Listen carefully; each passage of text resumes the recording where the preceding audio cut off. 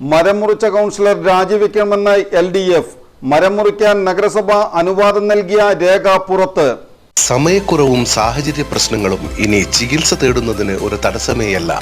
Labs MHLന്റെ എല്ലാ സ്ഥാപനങ്ങളിലും online doctor consultation ലഭ്യമാണ്. കൊടുങ്ങല്ലൂർ നഗരസഭയിൽ ബുധനാഴ്ച നാടകീയ രംഗങ്ങളാണ് കാണാൻ കഴിഞ്ഞത്. സാധാരണ പ്രതിപക്ഷമാണ് കൗൺസിൽ ഹാളിൽ ബാനറും മറ്റുമായി വരാറെങ്കിൽ ഇത്തവണ ഭരണപക്ഷമാണ് ബാനറുമായി കൗൺസിൽ ഹാളിലെത്തിയത്. മരമുറി കേസിൽ BJP കൗൺസിലർ രാജിവെക്കണമെന്നാവശ്യപ്പെട്ടായിരുന്നു ബാനർ. കൗൺസിൽ യോഗം ആരംഭിച്ച ഉടനെ BJP കൗൺസിലർ രഞ്ജിത പദവി രാജിവെക്കണമെന്നാവശ്യപ്പെട്ടുകൊണ്ട് കൗൺസിലർ EJ ഹിമേഷ് പ്രമേയം അവതരിപ്പിച്ചു. തുടർന്ന് പ്രമേയത്തെ പിന്താങ്ങിക്കൊണ്ട് KS കൈസാബ്, KR ജയത്രൻ എന്നിവർ സംസാരിച്ചു. പോലീസ് FIR-ൽ മോഷണക്കുറ്റം, സ്വകാര്യ ഭൂമിയിൽ അതിക്രമിച്ചു കടക്കൽ, ഭീഷണിപ്പെടുത്തൽ തുടങ്ങിയവ ചേർത്ത് കേസെടുത്ത സാഹചര്യത്തിൽ BJP കൗൺസിലർ രഞ്ജിത കൗൺസിലിൽ നിന്നും വിട്ടുനിൽക്കുകയും പദവിയിൽ നിന്ന് രാജിവെക്കുകയും ചെയ്യേണ്ടത് ജനാധിപത്യ മര്യാദയാണെന്നും ഇല്ലെങ്കിൽ രാജിവെപ്പിക്കാൻ BJP നേതൃത്വം തയ്യാറാകണമെന്നും പാർലമെന്ററി പാർട്ടി നേതാവ് KR ജയത്രൻ ആവശ്യപ്പെട്ടു. അതിനൊരു വാതിലും ജനങ്ങൾ കട്ടിലൊക്കെ വെക്കാൻ വേണ്ടിയാണ് ഈ അഴിമരം നിർത്തിയിരുന്നത് എന്നാണ് ആ ബഹുമാനിയായ വീട്ടമ്മ അവിടെ പറഞ്ഞത്. പോലീസിനും അത് പറഞ്ഞിട്ടുണ്ട്. എന്തു തന്നെ ആയാലും ശരി, അത് വലിയ ഒരു സംഭവമായി മാറിയിരിക്കുകയാണ്. അപ്പൊ പോലീസ് അത് അന്വേഷിച്ച് FIR ഇട്ടിരിക്കുകയാണ്.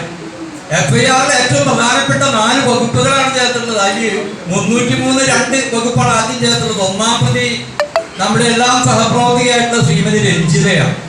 303(2) വകുപ്പ് ഇട്ടിട്ടുള്ളതിൽ പ്രധാന കാര്യം അത് മോഷണ കുറ്റമാണ്. ആ വകുപ്പ് പ്രകാരം മോഷണമാണ് നടത്തിയിട്ടുള്ളതെന്നാണ് ഒന്നാം വകുപ്പ് പറയുന്നത്.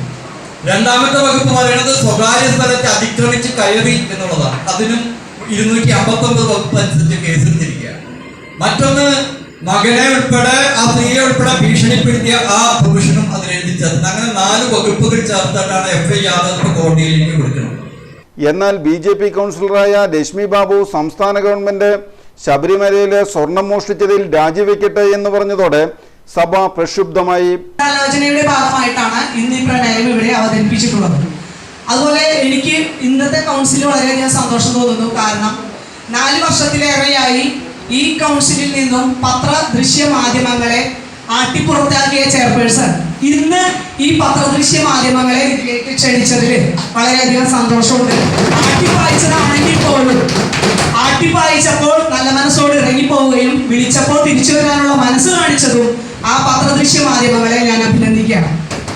പിന്നെ എനിക്ക് പറയാനുള്ളത്, ഇതുമായി ബന്ധപ്പെട്ടുകൊണ്ട് ഈ പ്രമേയം അവതരിപ്പിച്ചത് രാഷ്ട്രീയ പ്രേരിതം. മറ്റൊന്ന്, ഈ സാധനം കേസിലിരിക്കുന്ന സാധനമാണ്.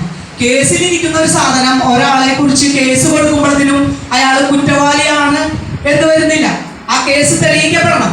പോലീസിന്റെ കൈവശം ഇരിക്കുന്ന കേസ് തെളിയിക്കപ്പെടുമ്പോഴാണ് അയാൾ കുറ്റവാളിയാണോ എന്നറിയുന്നത്. അങ്ങനെയാണെന്നുണ്ടെങ്കിൽ ഇപ്പൊ ശബരിമലയിലെ സ്വർണം തട്ടിയെടുത്തതുമായി ബന്ധപ്പെട്ടുകൊണ്ട് മുഖ്യമന്ത്രി ഉൾപ്പെടെ സംസ്ഥാനത്തെ മുഴുവൻ ഭരണസമിതി അംഗങ്ങൾ രാജിവെക്കണം.